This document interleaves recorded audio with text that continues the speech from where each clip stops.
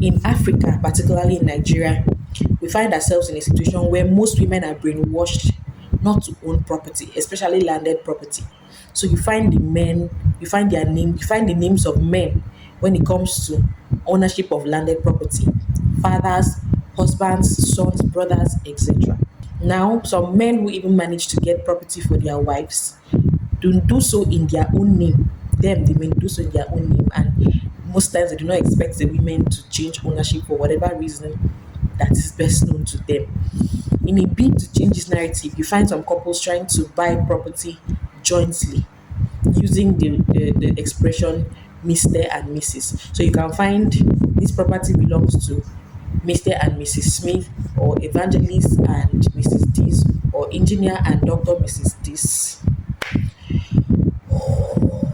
These are mere social expressions. These expressions are not known to property law. So when you go and buy, it is only a legal personality that is allowed to own property. So if Mr. and Mrs. or Evangelist and Dr. Mrs. or Engineer and etc.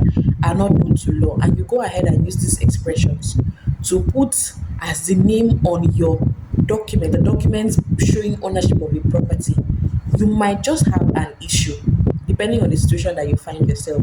These are mere social expressions and are not known to property law.